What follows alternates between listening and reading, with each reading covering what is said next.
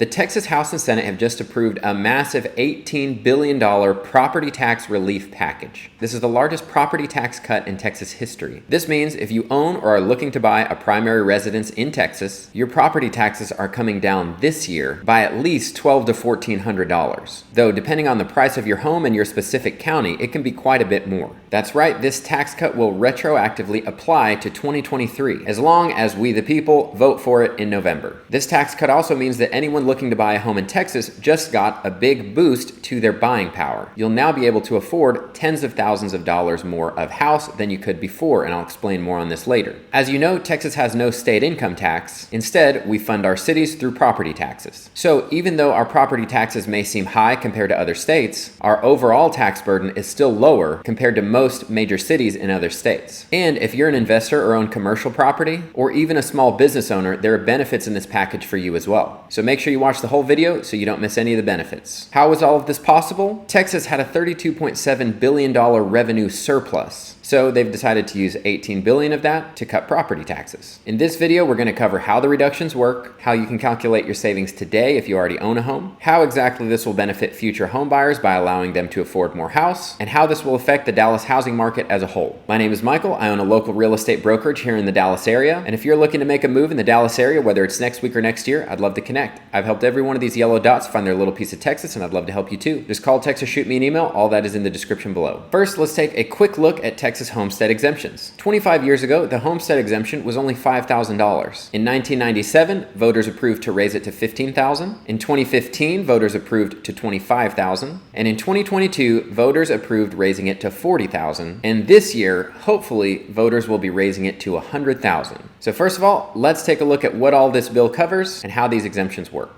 First up, roughly $7 billion of this money will be used to lower the school property tax rate by 10.7 cents for every $100 of value. Now, these tax rates vary by school district, but the state is just making sure whatever they're at, they get lowered by 10.7%. Next, more than $5 billion of this plan goes towards raising the homestead exemption from $40,000 to $100,000. This means the first $100,000 of your home's value cannot be taxed to pay for public schools. Next, if you're 65 years or older, your homestead exemption will be increased to $110,000. Next, landlords or business owners. There will now, for the first time ever, be an annual cap on tax appraisals of 20% for the next 3 years. This is a big deal because it's never existed before. If you owned a rental property, commercial property, or even a second home, it could go up an unlimited amount from 1 year to the next in taxable value. So from 1 year to the next, if the city thought your $100,000 home was now worth $200,000, they could just appraise it for that, and now your taxes have doubled in a single year. That would eat up all of your cash flow, but now it'll be capped at a 20% maximum. So if it was $100K last year, the max it could be next year is $120K. So that really is a big deal. And in case you didn't know, for having a homestead exemption on a primary residence is already capped at 10%.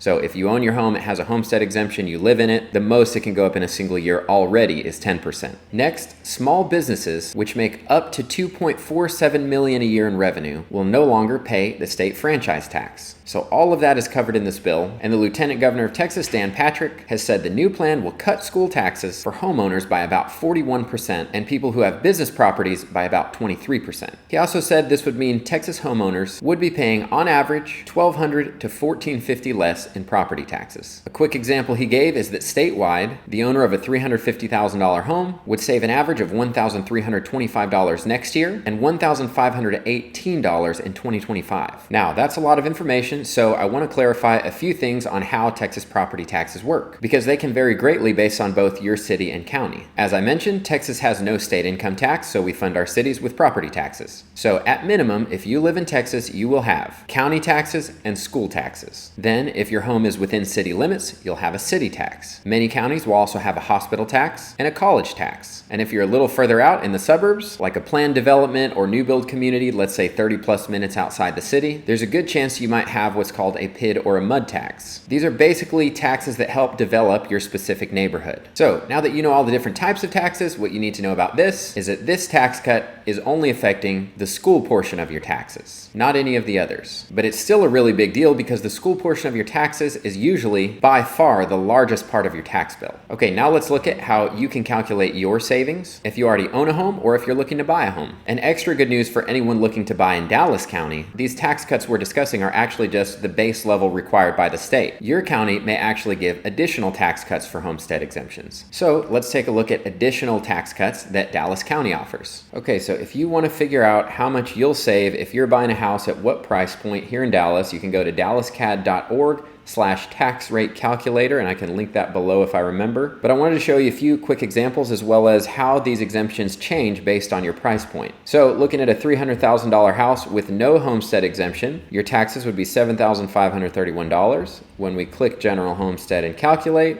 you'll see that goes down to $5,195, and you can see all the exemptions here. So the one that is required by the state is just this Dallas ISD, and that was $100,000. But Dallas actually offers an additional 10% of your home's value as a deduction. So $300,000, that would be $30,000 on top of the state required $100,000. And then all these extras, that's just given by Dallas County, not required by the state. So at your county, at your city, at your hospital and college level, you get an additional $60,000. Now that's at a $300,000 price point.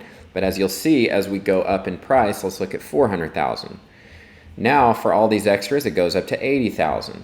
If we move up to $500,000, then it goes up to $100,000. And again, remember this 10% will continue to increase. So it's a base of $100,000 plus 10% of the market value, specifically for the school tax portion. So as you can see, let's just keep going up. At $800,000, these extras go up to $160,000. At $1 million of value, you're looking at $200,000 across the board in all these categories. Let's go up to 1.5. Here is actually surprising that your school tax portion becomes the smaller part of your exemptions, and the rest of these are at a $300,000 deduction. And it just continues as we get up to $2 million. You get a $400,000 deduction on everything, except your school taxes are actually the lowest deduction at $300,000. So you can also use this. Let's say if you're planning to buy a $600,000 home, you know you're going to have a homestead exemption on it. When you're doing your calculations of how much you want to spend every month, you can come in here and look at what your estimated taxes will be. Right here, you're at a $2 million house. You can expect $41,000, and this is already accounting for those new taxes, even though they're not technically law yet until we vote on them in November, but they are reflected here already on the Dallas CAD website. Now I want to talk about how this will benefit future home buyers by allowing them to afford more house. Lower taxes means more buying power. When you get approved for a loan, the lender is looking at your debt to income ratio. That's just your debts versus your income. Looking at that info, they'll come up with a maximum number that they'll allow you to spend on your mortgage, taxes, and insurance. So for example, let's say the lender decides you can have a maximum monthly payment of $3,000 a month. And let's say that would get you a $375,000 home today. As we learned earlier, it's likely a home around this price would now have around $1,300 less a year in property taxes, which means about $108 of your $3,000 monthly payment